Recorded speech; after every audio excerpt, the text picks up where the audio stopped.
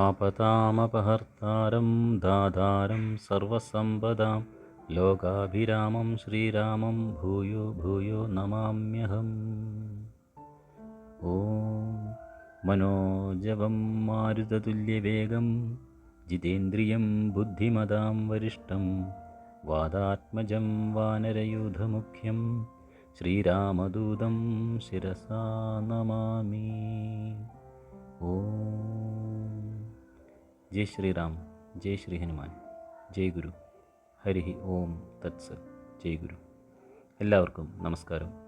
എല്ലാവർക്കും മറ്റൊരു വീഡിയോയിലേക്ക് സുസ്വാഗതം. നമുക്കിവിടെ ഹനുമാൻ സ്വാമിയെപ്പറ്റി അല്പം വിചിന്തനം ചെയ്യാം.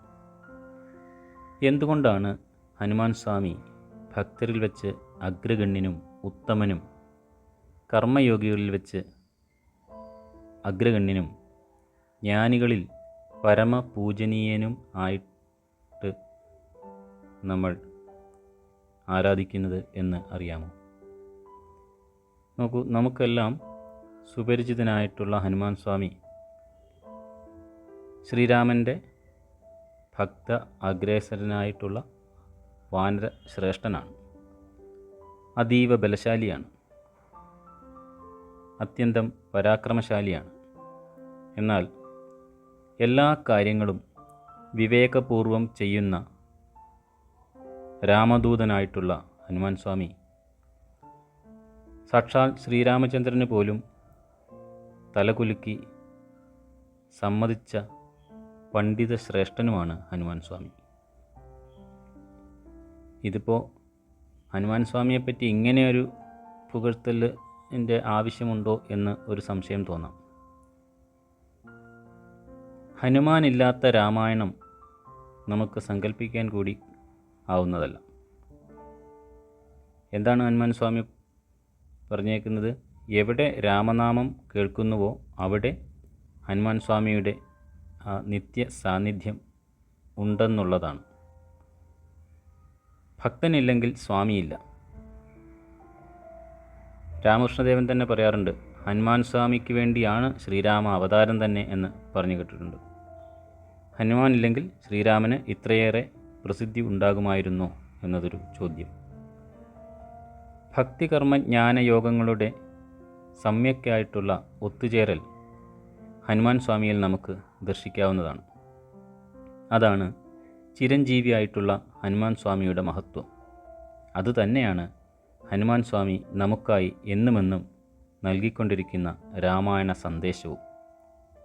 ഹനുമാൻ സ്വാമിയുടെ ഭക്തി വെറും അന്ധമായ ഒരു ആരാധനയോ ഭഗവാനിൽ നിന്ന് എന്തെങ്കിലും പ്രതീക്ഷിച്ചുകൊണ്ട് അല്ലെങ്കിൽ എന്തെങ്കിലും നേടുവാനുള്ള പ്രാർത്ഥനയോ അല്ല. തികഞ്ഞ വേദാന്തിയും അറിവിൻ്റെ ഭണ്ഡാരവുമായ ഹനുമാൻ സ്വാമിയുടെ മഹത്വത്തെ വ്യക്തമാക്കുന്ന ഒരു കഥ വാൽമീകി രാമായണത്തിലുണ്ട്. അത് ഇപ്രകാരമാണ്. ആത്മീയ തത്വചിന്തകളെ എത്രമാത്രം തെളിമയോടെയാണ് ഹനുമാൻ സ്വാമി കൈകാര്യം ചെയ്യുന്നതെന്ന് നോക്കുക. ഒരിക്കൽ തൻ്റെ സ്വാമിയായ ശ്രീരാമചന്ദ്രനുമൊത്ത് വനത്തിൽ ഇരിക്കുമ്പോൾ ഹനുമാൻ സ്വാമിയോട് ശ്രീരാമചന്ദ്രൻ ചോദിക്കുകയുണ്ടായി, വായുപുത്ര, നീ എന്നെ നിരന്തരം സേവിക്കുന്നു. നിൻ്റെ ഭക്തിയാണെങ്കിൽ അനന്യസാധാരണം തന്നെ. എന്നാൽ പറയൂ, നിനക്ക് ഞാൻ ആരാണ്? എന്താണ് നാം തമ്മിലുള്ള ബന്ധം? ഹനുമാൻ സ്വാമിക്ക് കൂടുതലായിട്ടൊന്നും ആലോചിക്കാനൊന്നും ഉണ്ടായിരുന്നില്ല. മനസ്സിൽ ദൃഢമായി ഉറച്ച ആ തെളിമയിൽ ഹനുമാൻ സ്വാമി പറഞ്ഞു, ദേഹബുദ്ധ്യാതു ദാസോഹം ജീവബുദ്ധ്യാ ത്വദംശക ആത്മബുദ്ധ്യാ ത്വമേവാഹം ഇതിമേ നിശ്ചിതാമതി. അതായത് വളരെ ലളിതമായി ഈ 4 വരികളിൽ കൂടി ഹനുമാൻ സ്വാമി പറഞ്ഞത് എന്താണെന്ന് വെച്ചാൽ, ദേഹബുദ്ധിയിൽ ഞാൻ അവിടുത്തെ ദാസനായി കൃതാർത്ഥനായി ഇരിക്കുന്നു. ജീവഭാവത്തിലാണെങ്കിൽ ഞാൻ അങ്ങയുടെ ആത്മാവിൻ്റെ തന്നെ അംശമാണ്. ഞാൻ വിലോലനായി ഇരിക്കുന്നു. ആത്മഭാവേനയാണെങ്കിൽ ഞാൻ അവിടുത്തെ സത്തയിൽ വിലയിക്കവേ ഞാനും ചൈതന്യധാരയും നിത്യമായിട്ടുള്ള ആ ഏകമായിട്ടുള്ള സത്ത തന്നെയാണല്ലോ. അതായത് ശരീരബുദ്ധി വെച്ച് നോക്കുമ്പോൾ ദേഹാത്മബുദ്ധിയ അങ്ങ് സ്വാമി, ഞാൻ അങ്ങയുടെ സേവകൻ അല്ലെങ്കിൽ അങ്ങയുടെ ദാസൻ. ഇനി ജീവബുദ്ധിയിൽ കൂടി നോക്കുമ്പോൾ ഞാൻ അങ്ങയുടെ അംശം, അങ്ങ് ഭഗവാൻ, ഞാൻ അങ്ങയുടെ അംശം. ഇനി അങ്ങയുടെ പ്രഭാവത്തിൻ്റെ ഒരു അംശം എന്നിൽ ജ്വലിക്കുന്നു. ഇനി ആത്മഭാവത്തിൽ അല്ലെങ്കിൽ ആത്മബുദ്ധിയാ നോക്കുമ്പോൾ അങ്ങും ഞാനും തമ്മിൽ യാതൊരു ഭേദവുമില്ല. എല്ലാം ഒരേ ഒരു പരമ്പൊരുൾ മാത്രം. അവിടെ ഞാനുമില്ല, നീയുമില്ല.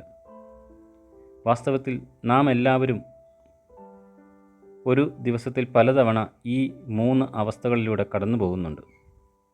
മനസ്സും ശരീരവും മുഴുവനായി സമർപ്പിച്ചുകൊണ്ട് കർമ്മങ്ങളിലും സേവനങ്ങളിലും മുഴുകിയിരിക്കുന്ന സമയങ്ങളും ചിലപ്പോഴെങ്കിലും നമ്മിൽ അതീതമായിട്ടുള്ള ഏതോ ഒരു ശക്തിവിശേഷത്തിൻ്റെ ഭാഗമാണ് ഞാൻ എന്ന തോന്നലും നമുക്കുണ്ടാവാറുണ്ടല്ലോ. എന്നാൽ ഇത് രണ്ടുമല്ലാതെ സമയദൂരങ്ങൾ നിശ്ചലമായി എല്ലാം അലിഞ്ഞു ചേരുന്ന ചില നിമിഷങ്ങളും നമുക്കുണ്ടാവും. അതാണ് ഹനുമാൻ സ്വാമി പറയുന്ന ഈ 3ാമത്തെ തത്വമസി എന്ന അവസ്ഥ. തത്വമസി, അതായത് അത് നീയാകുന്നു. ആ തെളിമ, ആ നിറവ്, ഈ 3 തലങ്ങളിൽ ഹനുമാൻ സ്വാമി പറയുന്ന അവസ്ഥകളെ നമുക്ക് സമൂഹത്തിൽ ഇന്നുള്ള 3 ആത്മീയ ചിന്താസരണികളുമായി താരതമ്യപ്പെടുത്തി നോക്കിയാൽ, ആദ്യത്തേത് ദ്വൈതം, ഭഗവാനും ഭക്തനും വേറെ വേറെ നിൽക്കുന്ന തലത്തിൽ ഭക്തൻ്റെ സ്ഥാനം ഭൃത്യൻ്റേതാണ്. അവൻ്റെ പ്രവർത്തനം ഭക്തിയാൽ പ്രചോദിതമായിട്ട് കർമ്മയോഗത്തിൻ്റേതും ആയിരിക്കണം. തന്നെ ഭജിക്കുന്ന ഭൃത്യൻ്റെ കാര്യങ്ങൾ നോക്കുന്നത് യജമാനൻ്റെ കടമയാണല്ലോ. മറ്റ് സെമിറ്റിക് മതങ്ങളുടെയൊക്കെ കാഴ്ചപ്പാടിൽ പലപ്പോഴും അത് ഇങ്ങനെയാണ്. ഈ ഒരു തലത്തിൽ നിന്ന് മാറാൻ പല ഭക്തന്മാർക്കും സാധിക്കാറില്ല. ചില മതങ്ങളെ സംബന്ധിച്ച് ഈ ഒരു ചിന്തയിൽ നിന്ന് മാറുന്നത് പോലും പാപമാണെന്നുള്ള തെറ്റിദ്ധാരണ പോലും അവരങ്ങനെ തന്നെ അത് വ്യക്തമാക്കുന്നുമുണ്ട്. 2ാമത്തെ തലം എന്ന് പറയുന്നത് വിശിഷ്ട അദ്വൈതമാണ്. ഇതിൽ ഭക്തൻ്റെയും പരമ്പൊരുളിൻ്റെയും ഒരു ഭാഗം അല്ലെങ്കിൽ പ്രതിഫലനമാണ്. ഇതിലും ഭക്തൻ പരമ്പൊരുളിൽ നിന്നും വിഭിന്നനാണ്. ഭഗവാന്റെ മഹത്വം പ്രകടിപ്പിക്കുവാനുള്ള ഒരു ഉപാധിയാണ് ഭക്തൻ. രാജയോഗവും കർമ്മയോഗവും ചേർന്ന ക്രിയായോഗമാർഗം ഇതിൽ നമുക്ക് ദർശിക്കാനാവുന്നതാണ്. എന്നാൽ 3ാമത് പറയുന്ന അദ്വൈതം, രണ്ടില്ല എന്ന അവസ്ഥ, വേദാന്തികൾ പറയുന്ന, അതായത് തത്വമസി എന്ന ആ മഹാവാക്യം യാതൊന്നാണോ ഉത്ബോധിപ്പിക്കുന്നത്, ഭക്തനും ഭഗവാനും വേറെയല്ല. ഭക്തൻ എന്ന് പറഞ്ഞാൽ ആ ആത്മതത്വം, പരമാത്മതത്വവും, അതാണ് ഇവിടെ തത്വമസി എന്ന്. ആ ഭാവനയിലാണ് ഹനുമാൻ സ്വാമി ഇവിടെ പറഞ്ഞത്. ഇത് കേവലം ഒരു വായിച്ചറിഞ്ഞ എന്തെങ്കിലും ബുക്കുകളിൽ നിന്നോ മറ്റോ വായിച്ചറിഞ്ഞോ നേടിയിട്ടുള്ള ഒരു ജ്ഞാനമല്ല.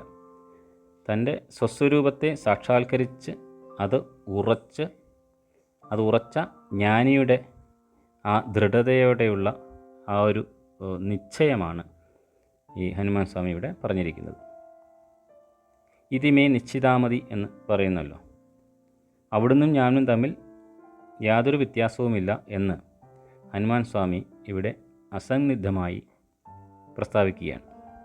ജ്ഞാനയോഗത്തിൻ്റെ ആ പാരമ്യത, ആത്യന്തികമായി ജ്ഞാനമാണ് പരമസാക്ഷാത്കാരത്തിലേക്ക് നയിക്കുന്നതെന്ന് ഉറപ്പിക്കുന്ന, യോഗവാസിഷ്ഠത്തിലൊക്കെ പറഞ്ഞിരിക്കുന്ന ആ വിജ്ഞാനത്തിൻ്റെ നേരിട്ടുള്ള ആ നേരറിവാണ് ഹനുമാൻ സ്വാമി പറയുന്ന ഈ ആത്മഭാവം. അപ്പോൾ ഹനുമാൻ സ്വാമിയുടെ മഹത്വത്തെപ്പറ്റി നമുക്ക് ഏകദേശം ഒരു ഐഡിയ കിട്ടിക്കാണുമല്ലോ. ഈ മഹത്തായ ഈ അറിവ് എല്ലാവരിലേക്കും ഷെയർ ചെയ്യാം എന്ന് തോന്നി, അതുകൊണ്ട് ചെയ്തതാണ്. സർവർക്കും ഭഗവാൻ ശ്രീരാമേന്ദ്ര മഹാപ്രഭുവിൻ്റെയും ശ്രീ ആഞ്ജനേയ സ്വാമിയുടെയും അനുഗ്രഹം ഉണ്ടാവട്ടെ എന്ന് പ്രാർത്ഥിച്ചുകൊണ്ട് നിർത്തുന്നു. ജയ് ശ്രീ ഹനുമാൻ.